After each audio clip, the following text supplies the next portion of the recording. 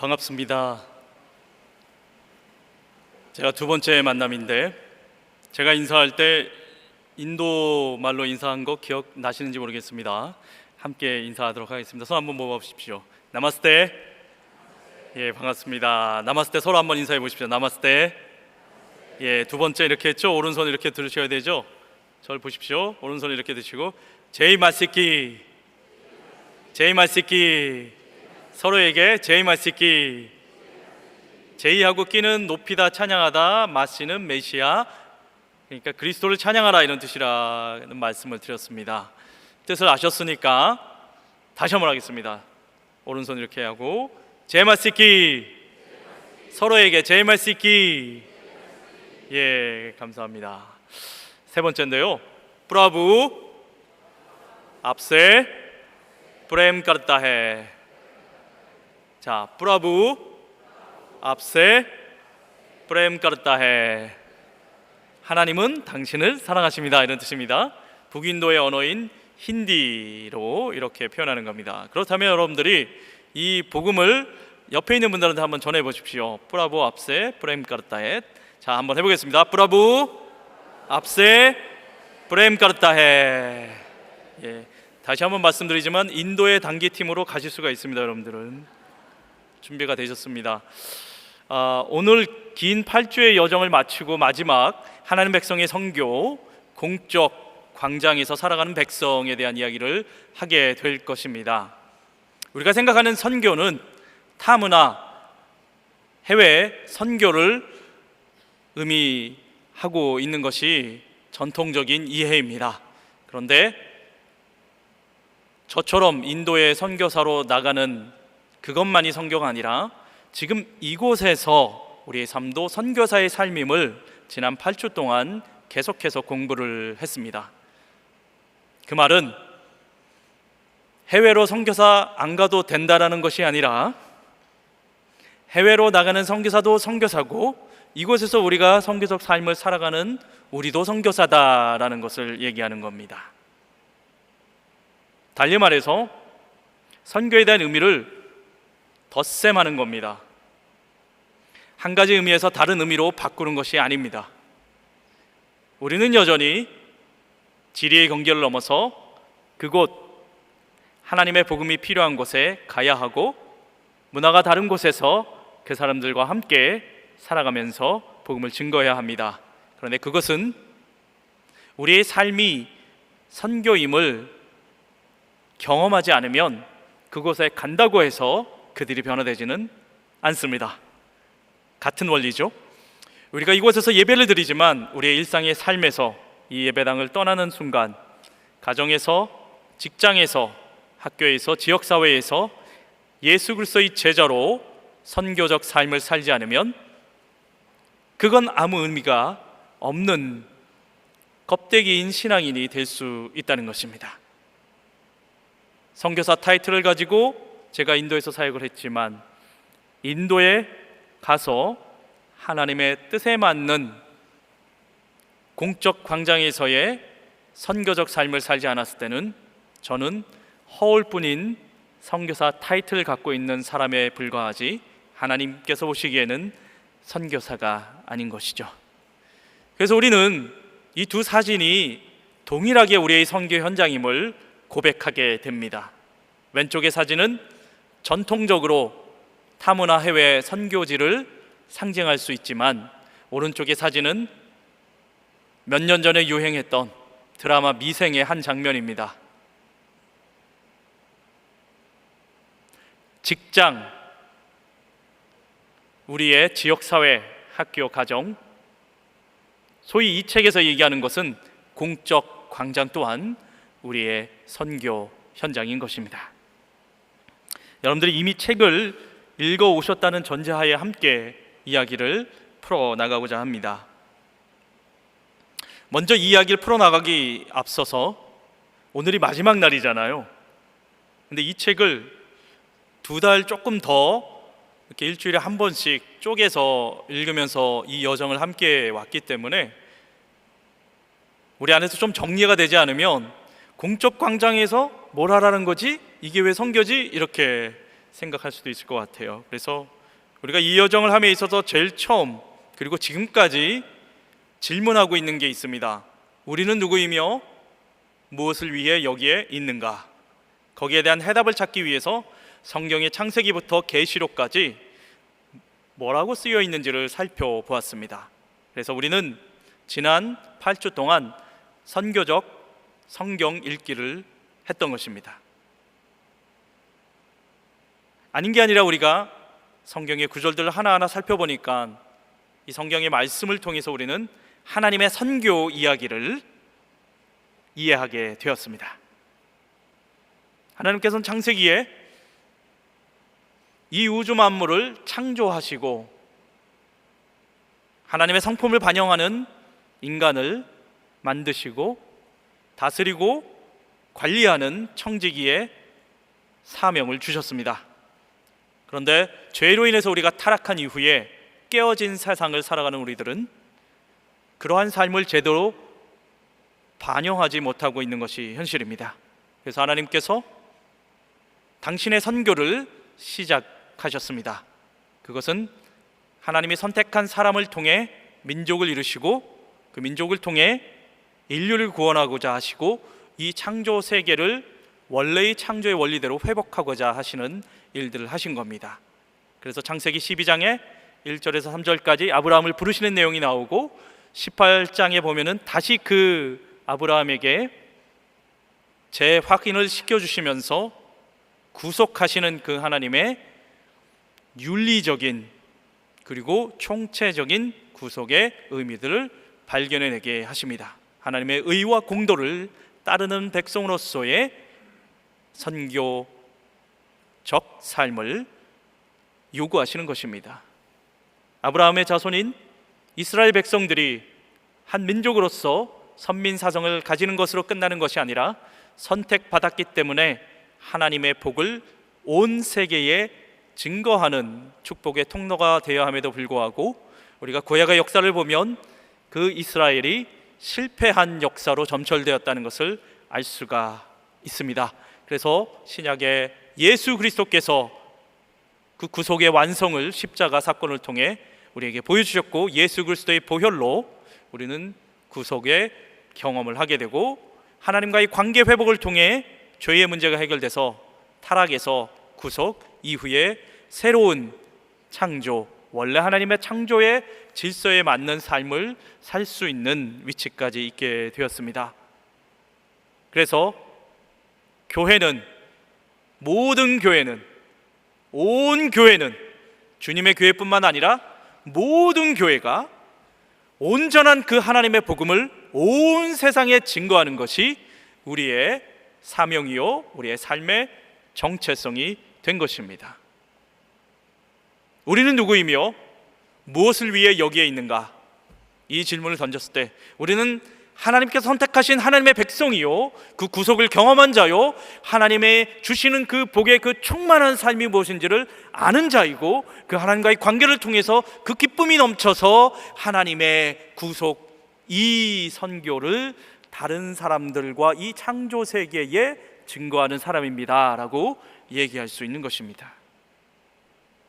그래서 우리의 책의 한 중간 정도에 넘어가면 열방의 복이 되는 백성이라는 주제에 그 장이 있었고 이어서 하나님의 도를 행하는 백성, 구속적 삶을 살고 그 하나님을 대표하는 백성으로서의 그 내용이 우리가 확인하고 있는 이 책의 내용이었습니다. 제 기억으로 몇 주 전에 제가 한 그 장은 살아계신 한 분 하나님과 구세주를 알고 증거하는 백성의 내용들을 이 자리에서 여러분들과 함께 나눴습니다. 그리고 지난주에 보내고 보냄 받는 백성에 대한 이야기를 했습니다. 사실 이게 끝나고 나면 메인 챕터 장이 2장이 남습니다. 근데 오늘 하는 것은 그 2장 중에 한 장입니다. 공적 광장에서 살아가는 백성. 그런데 그 다음 장을 보시면 그게 이제 14장인데요. 찬송하고 기도하는 백성으로 이 책은 대단원의 막을 내립니다. 사실 15장은 결론입니다. 그래서 몇 페이지 안 됩니다.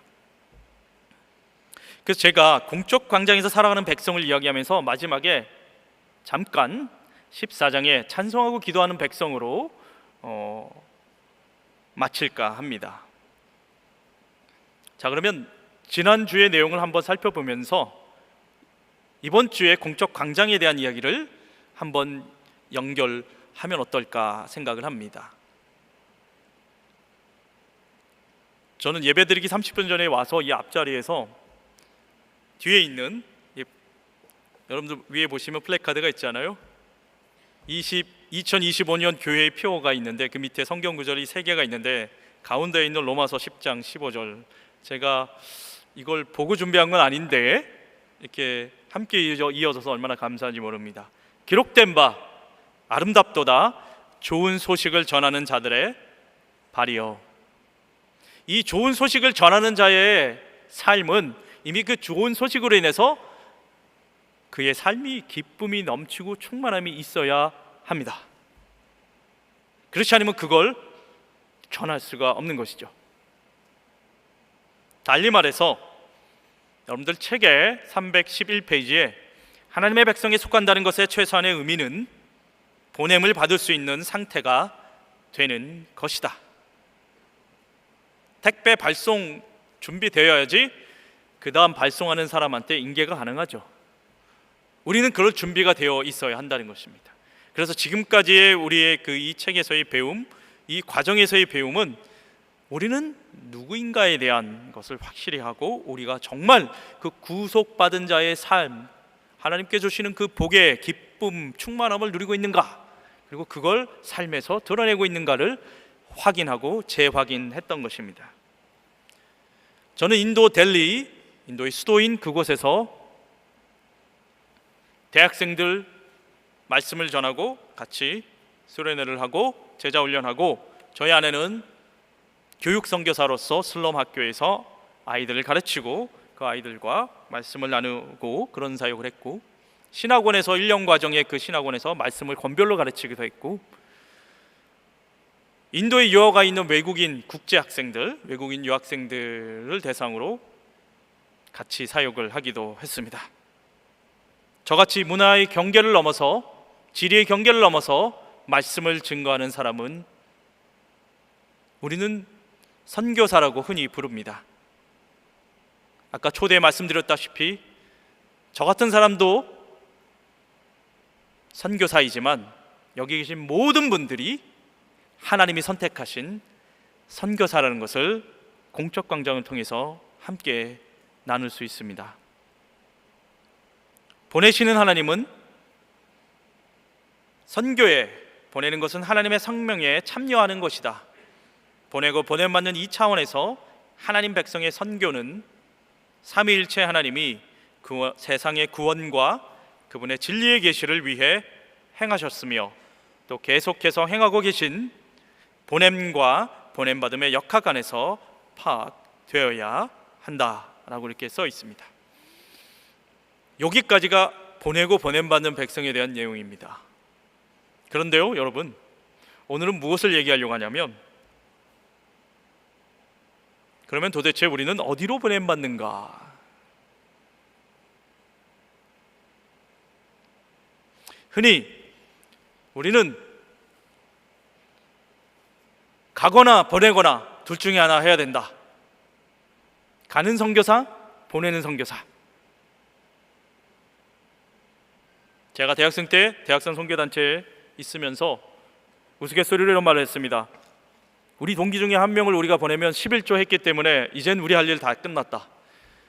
우리 중에 한 명은 희생하여 선교사로 나가라. 물론 제가 나갔지만 저희 동기들이 자기 할 일이 끝난 것일까요? 보내는 선교사 사명을 다했기 때문에. 그게 아니라는 것입니다. 우리도 보냄 받았다는 것입니다. 근데 어디로 보냄을 받았냐? 우리의 3터 1터에 보내심을 받았다는 것입니다. 여전히 지리적인 경계를 넘어가는 공적인 광장이 있을 것이고, 여러분들 이 오른쪽에 도표를 보시면 영역적인 공적 광장이 있을 것입니다.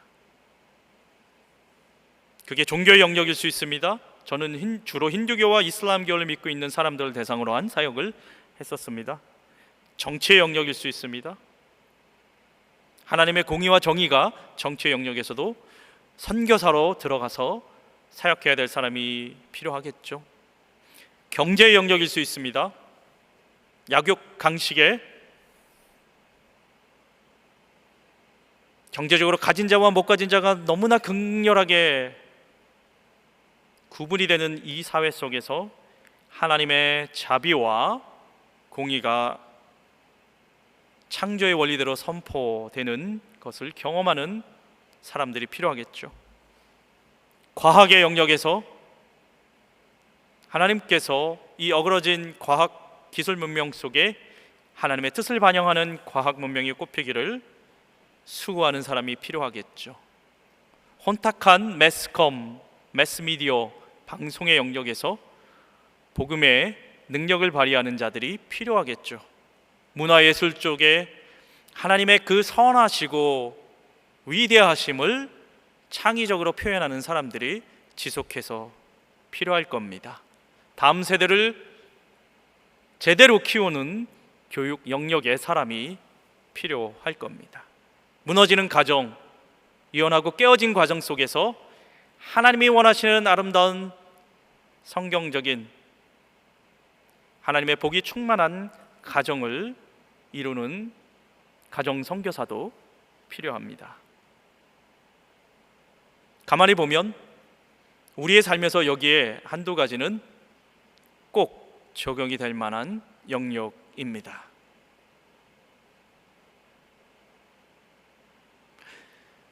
예수 믿고 구원받고 천당 가자라고 하는 것이 얼마나 성경에 있는 내용을 왜곡하고 있는지 우리는 알고 있습니다. 예수 믿고 구원받고 천당 가는 것은 결국 이곳에서 하나님의 통치를 경험하는 것으로부터 시작이 됩니다. 하나님의 통치는 예수 믿고 구원받아 그분으로 인해서 기뻐하는 것입니다. 그분으로 인해서 내 삶이 바뀌는 것입니다. 근데 그것이 불편함으로 바뀔 수도 있습니다. 세상의 원리대로 가지 않기 때문입니다. 그러나 넉넉히 우리는 그것을 충만한 기쁨으로 누리는 것은 하나님과 함께하는 그 자체만으로도 세상이 줄 수 없는 기쁨이 있기 때문입니다. 혹시 이 책을 읽어보신 분들이 계실지 모르겠습니다. 왜 복음은 믿을 수 없는 이야기가 되었나? 제가 이 책을 읽고 많이 놀랐었습니다. 물론 미국 사회에서 왜 복음은 믿을 수 없는 이야기가 되었나를 이야기하고 있는 책인데요, 한국 사회에서도 비슷하게 적용할 부분이 많이 있었습니다. 왜 교회는 더 이상 세상 사람들로부터 신뢰받지 못하는 집단이 되었나? 왜 교회는 서울 시내의 밤에 십자가 네온 사운이 이렇게 많은데 여전히 사회와 세상은 불의와 악의가 가득하고 교회를 바라보는 시각이 이렇게 차가운가? 그것은 우리가 처한 1터 3터 공적 광장에서 하나님의 선교에 동참하지 못했기 때문일 수도 있는 것 같습니다. 네덜란드의 유명한 신학자이자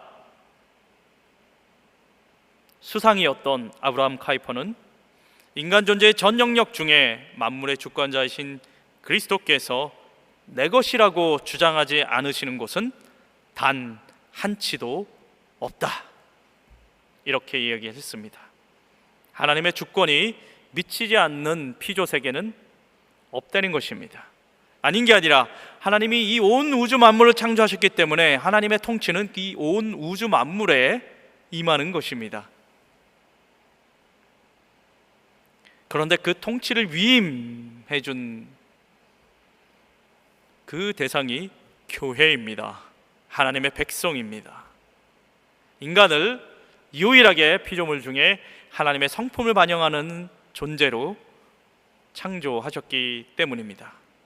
이마고 데이, Image of God, 하나님의 성품. 창세기 1장 26절에서 28절까지 주로 우리가 문화명령이라고 얘기하는 하나님이 인간을 창조하실 때의 그 모습을 보면 우리가 우리의 형상대로 남자와 여자를 만들고 라고 얘기하십니다. 이때의 그 형상은 하나님의 성품을 의미합니다.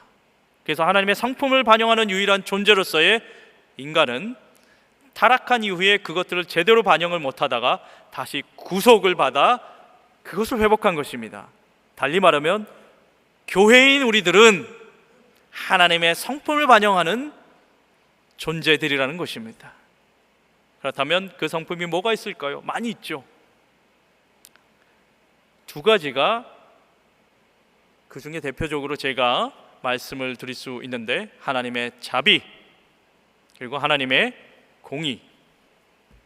이 자비는 자비와 사랑 이렇게 설명할 수도 있고, 공의는 정의와 공의 뭐 이렇게 설명할 수도 있는데, 여하튼 하나님의 그 사랑과 자비를 우리는 경험하여 그것들을 실천할 수가 있고 나타낼 수가 있고, 하나님이 정의롭고 공의로우신 분이심을 알아서 그것을 경험하고 나타낼 수가 있는 것입니다. 그래서 공적 광장은 하나님께서 창조하셨을 뿐만 아니라 감독하시고 통치하시고 구속하신다는 것입니다. 아닌 게 아니라 골로새서 3장 23절, 모든 일을 할 때 주께 하듯 하고 사람에게 하듯 하지 말라라는 표현을 통해 신자의 삶이, 삼터 일터에서의 그 삶이 주께 하듯 하는 삶임을 다시 한번 깨닫게 됩니다. 그런 삶을 살려고 지난 2000년이라는 그 교회의 역사 속에서 희생이나 고난과 핍박과 박해를 무릅쓰고라도 자신의 신앙을 지키면서 살아갔던 많은 신앙의 선조들이 있음을 보게 됩니다.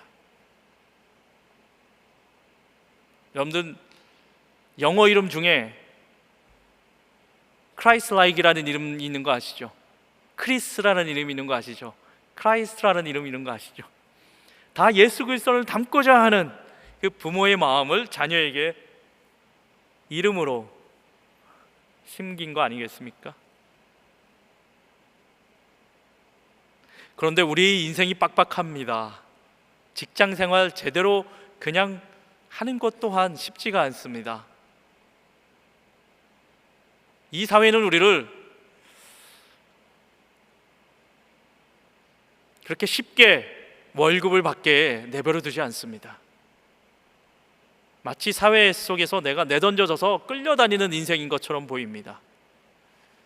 그래서 교회에 오면 가장 먼저 위로가 필요하다는 것을 우리는 느낍니다.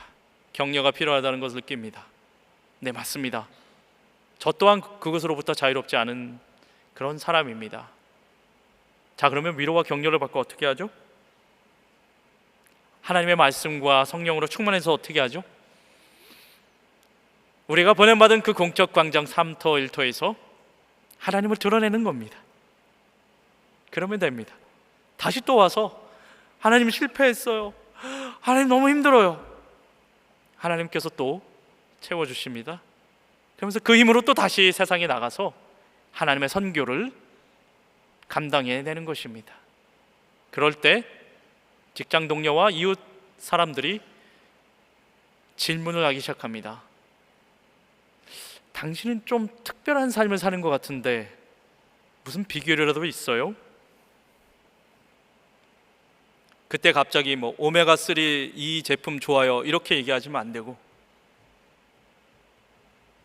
내가 믿고 있는 하나님, 그분이 나의 삶을 이렇게 바꿔줬어요 라고 얘기하면 그때의 전도는 아주 역사하는 힘이 크다는 것입니다.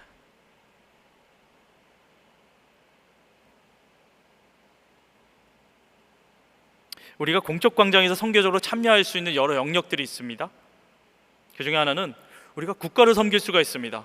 실제로 정치에 뛰어들어서 아니면 공무원, 공적인 그런 일들을 하면서 그런 예가 될 만한 인물이 성경에 많이 나와 있죠. 요셉이나 다니엘이나 에스더 같은 그런 인물들을 대표적으로 이 책에서는 소개를 하고 있는데요. 그것뿐만이 아니라 국가를 위해서, 나라를 위해서 우리는 기도할 수 있습니다. 또한 우리가 살고 있는 이 지역의 안녕을 위해서 우리는 기도할 수 있습니다. 그리고 우리의 일상과 생계를 통해서 하나님 나라를 추구할 수 있습니다. 그 말은 하나님의 통치를 받는다라는 얘기입니다. 하나님의 통치를 받는다는 얘기는 삶의 원리가 세상의 원리가 아닌 하나님 나라의 원리로 살아간다는 얘기입니다. 그래서 결국 그리스도인들은 공적 무대에서 가장 큰 공적인 유익을 가져오므로 성경적인 복음을 권할 수 있는 사람이 된다는 것입니다.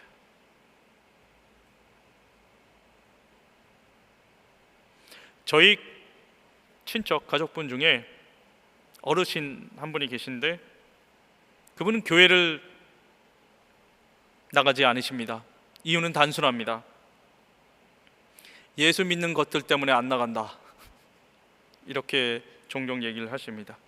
물론 개인적인 사연이 있으실 겁니다.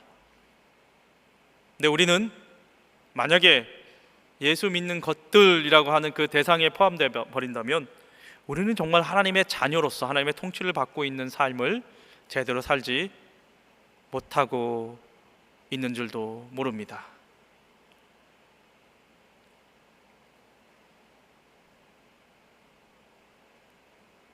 다시 한번 우리의 공적 광장을 생각해 봅니다.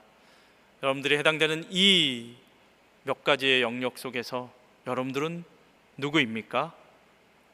무엇을 위해 그 영역에 삶을 살아가고 계십니까? 기도가 필요하고 복음이 필요한 여러분들의 가족이 있을 수 있고, 직장 동료가 있을 수 있고, 이웃이 있을 수가 있고, 어그러지고 깨어진 이 세상 속에서 창조의 질서로 회복해야 할 또 다른 영역이 있을 수 있습니다.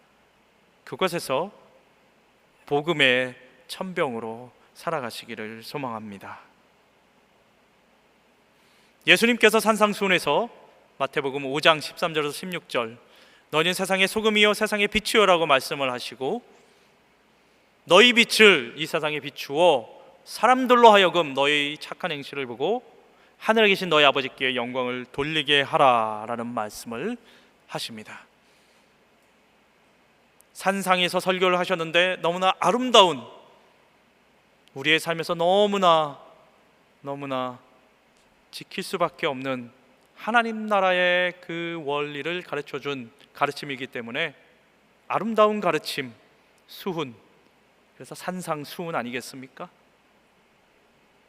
그 예수님의 가르침을 보면 저도 제 인생에서 어떻게 이걸 실천할 수 있을까 고민이 되는 게 너무나 많이 있습니다. 그러나 한 가지 분명한 것은 이것이 우리의 힘으로 가능하지 않고 하나님의 통치와 함께 하심으로 가능하다는 것입니다. 그래서 우리는 주님이 필요하고 성령의 도우심이 필요한 것입니다. 그래서 우리는 서로 격려할 수 있는 신앙 공동체가 필요한 것입니다.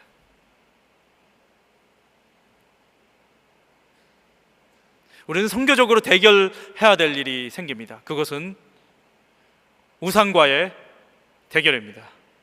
우리가 우상 숭배에 빠지지 않아야 됩니다.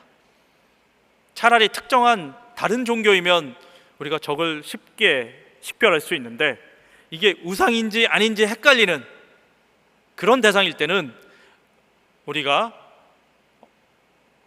정말 쉽게 그쪽에 빨려 들어갈 수가 있습니다. 자본주의 사회를 살아가는 이 시대에 우리는 돈의 우상에 노예가 되기 십상이고,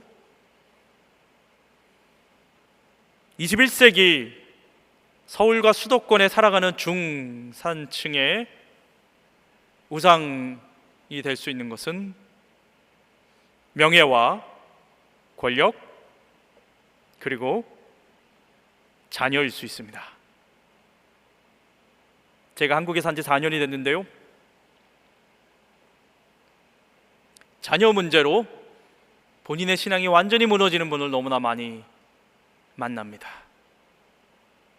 하나님께 내 것 많은 것 다 드릴 수 있지만 자녀 문제는 건들지 마세요. 그런 분들을 심심치 않게 만납니다. 우리는 우상 숭배에 저항해야 됩니다. 눈에 보이는 쉽게 식별 가능한 그런 우상이 아니라 이게 그건지 아닌지 헷갈리는 그 우상 또한 분별하는 능력이 우리한테는 필요하고 단호하게 그것을 대적해야 하는 그런 삶을 살아야 합니다. 그렇지 않으면 공적 광장에서 선교사로 살아가기가 쉽지 않을 겁니다. 또한 우리는 하나님 나라의 통치를 받는 자로서 하나님 나라의 원리대로 살아가는, 하나님의 의와 공도를 실천하는 삶을 살아가는 자로서 그것을 실천하려다 보니 받는 애꿎은 그 고난 또한 감내해야 하는 것입니다. 세상 사람들은 교회를 싫어하고 비방하고 오히려 우리가 오해받는 것 같아서 억울할 때도 있지만 거꾸로 교회에 대한 기대가 너무나 크다는 것을 확인합니다. 제가 한 기독교인 사회학자를 최근에 만났습니다. 그분은 데이터로 설명하는 분이십니다. 그래, 한국 사회의 교회에 대한 설문조사, 서베이, 데이터 이런 것들을 분석하셔서 저한테 설명을 해주셨는데, 교회가 옛날에 비해서 신뢰를 많이 잃긴 했지만 세상은 여전히 교회를 향해서 기대치가 높다라는 것을 통계를 통해서 본인이 확인을 하셨어요. 교회를 비방하는 것은 그만큼 기대가 많기 때문이죠.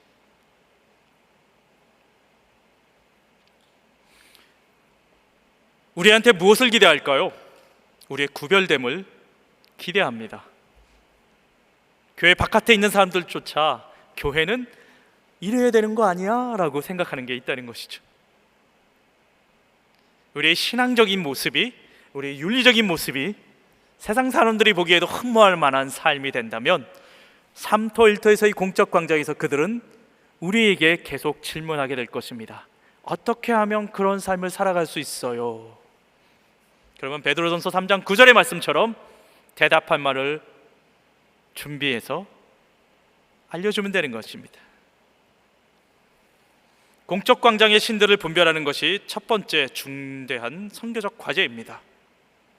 그래야지 우리가 누구를 대상으로 무장하고 싸울 수 있는지가 나오는 것입니다. 그래서 저는 선교적 분별력에 대해서 여러분들에게 좀 더 강조해서 말씀을 드리고자 합니다. 이 책은 미국에서 굉장히 유명한 철학 교수죠, 마이클 샌델이라고 하는 정의란 무엇인가라는 책으로 우리나라의 베스트셀러, 전 세계의 베스트셀러가 되었고, 하버드 대학 강의 중에 굉장히 인기 있는 강의를 하는 그런 교수죠. 그 이후에 책을 몇 권 더 냈는데 최근에 낸 책들 중에 이런 재미있는 책이 2권이 있습니다. 혹시 읽으신 분들도 계실 겁니다. 돈으로 살 수 없는 것들, 무엇이 가치를 결정하는가. 미국 사회에 뿌리박고 있는 철학자잖아요. 미국이 얼마나 이 돈의 가치가 중요한지를 보여주는 사회이지 않습니까? 그런데 이 일반 철학자인 마이클 샌델이 돈으로 살 수 없는 것들이 있다는 것을 힘주어서 이야기하기 시작했고, 그걸 책으로도 내었다는 겁니다. 두 번째로는 공정하다는 착각입니다. 능력주의는 모두에게 같은 기회를 제공하는가, 이런 질문을 하면서 한 챕터에 미국의 교회 또한 성공한 목회자나 성도가 많은 교회는 그냥 하나님의 축복을 받았다라고 생각하는, 그래서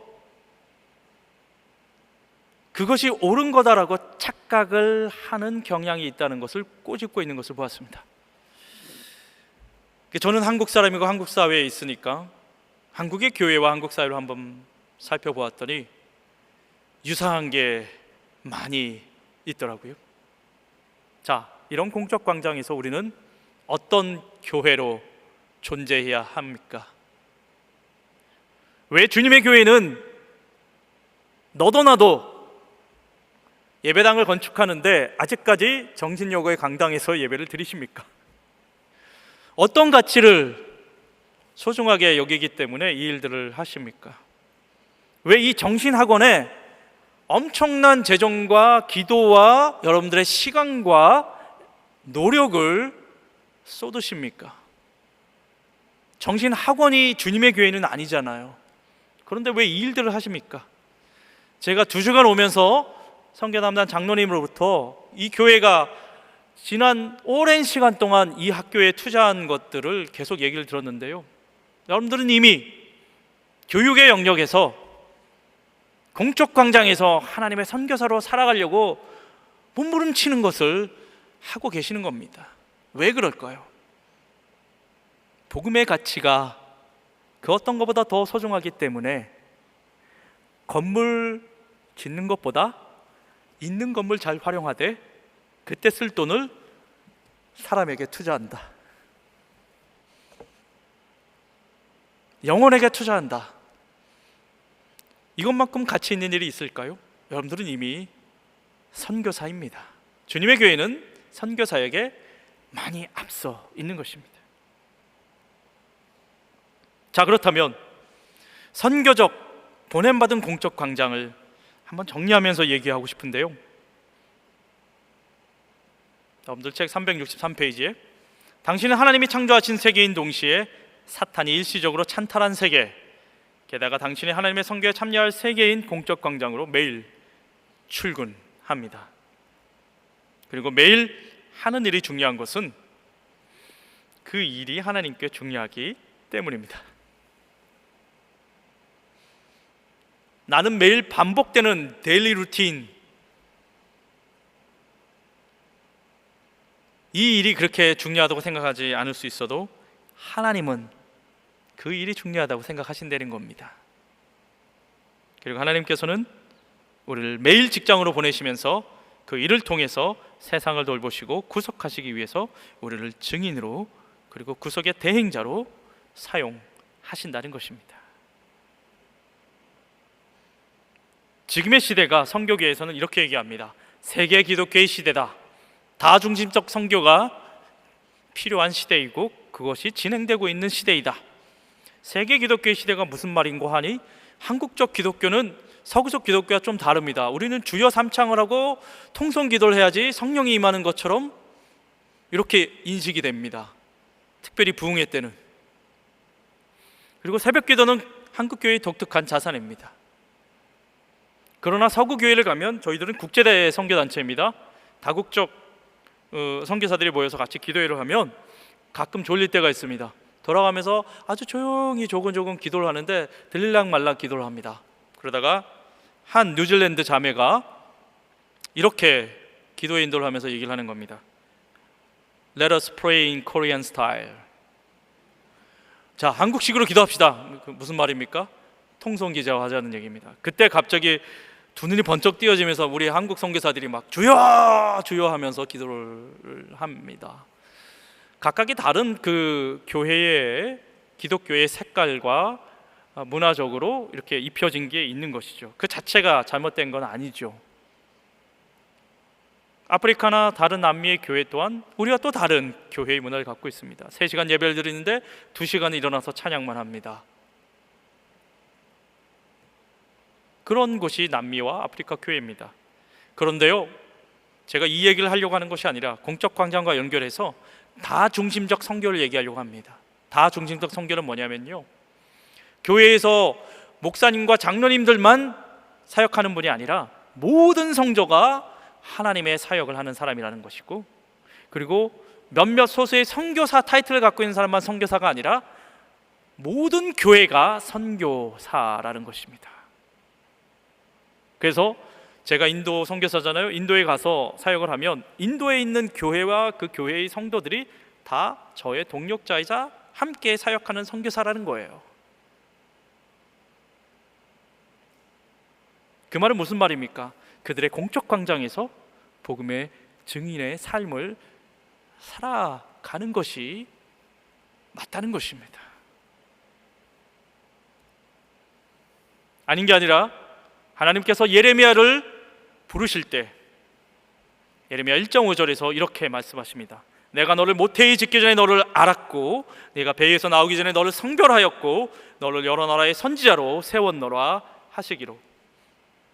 이때 내가는 하나님이시고 너를은 예레미야입니다. 근데 그 하나님께서 이미 모태에서 조성되기도 전에 예레미야를 알고 계셨고, 그리고 태어나기 전에 거룩하게 구별하셔서 성별하셔서 열방의 선지자로 세워주셨습니다. 근데 그 말씀을 우리가 묵상하면 너를이라고 할 때 이 너가 우리의 이름이 들어갈 수가 있는 것이죠. 그러면 어떻게 적용이 가능할까요?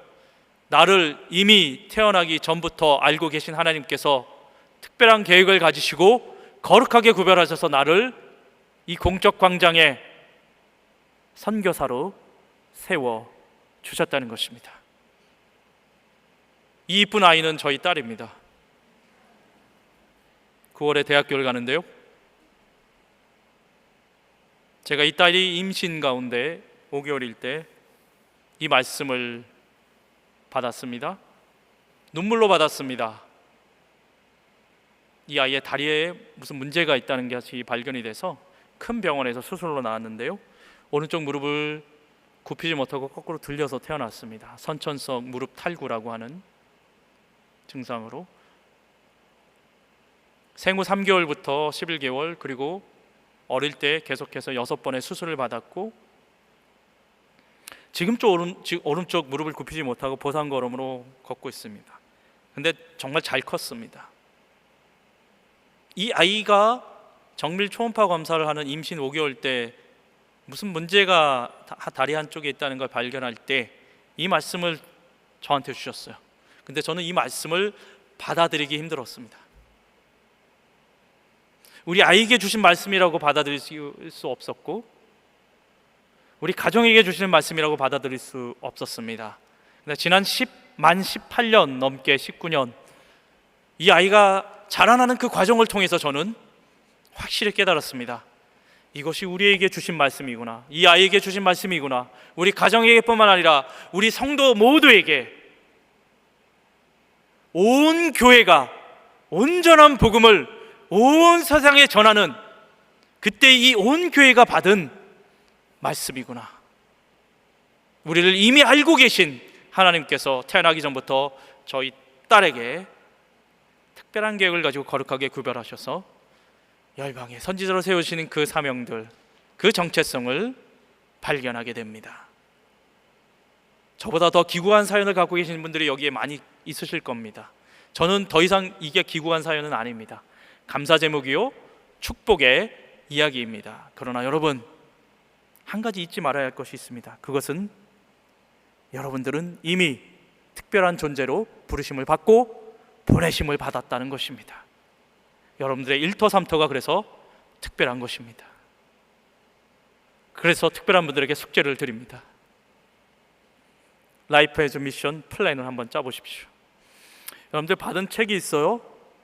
바인딩 되어 있는 제일 뒤쪽 편에 보시면 램 플랜 이렇게 있습니다. 한 페이지에. 거기에 보면 라이프 애즈 미션은 나에게는 한마디로 뭐인 것 같다. 나는 이러한 적용을 하고자 한다, 실천하고자 한다. 가정에서 직장, 3토, 1토, 이웃 이렇게 해서 쭉 계획을 짜는 겁니다. 그래서 이걸 해오시면 다음 주에 여러분들의 겨자씨 모임에서 함께 나누실 수 있었으면 좋겠습니다. 하나님의 성교에 동참하는 예배자는 결국 하나님의 동력자가 되는 것이고, 선교가 기도로 전진을 합니다. 근데 선교는 하나님의 능력을 높이게 되죠. 근데 사람의 경영으로 움직일 때는 선교는 사람을 높이게 되는 것입니다. 창조의 세계는 창조자 하나님의 찬양과 영광을 위해서 존재합니다. 그래서 우리는 공적 광장을 사수하게 되는 것이죠. 마지막으로 이 말씀을 읽고 기도하고 마치겠습니다. 베드로전서 2장 9절은 다시 한번 우리의 존재를 확인시켜 줍니다. 그러나 너희는 택하신 족속이요 왕같은 제사장들이요 거룩한 나라요 그의 소유가 된 백성이니 이는 너희를 어두운 데서 불러내어 그의 기이한 빛에 들어가게 하신 이의 아름다운 덕을 선포하게 하려 하심이라. 아멘. 기도하겠습니다. 사랑의 주님, 우리를 축복하시고 인도하시고 우리를 선택하셔서 구속하실 뿐만 아니라 복을 주셔서 그 복의 통로로서의 역할들을 하게 하심을 감사드립니다. 우리를 어두움에서 빛으로 내어주신 것은 하나님 당신의 그 귀하신 빛을, 아름다운 덕을 선포하게 하게 하려는 것을 우리가 배웠습니다. 주님, 우리의 삶터 일터에서 공적 광장에서 그 빛을 마음껏 선포하는 하나님의 선교사 될 수 있도록 인도하여 주시옵소서. 감사드립니다. 예수님의 이름으로 기도드립니다. 아멘.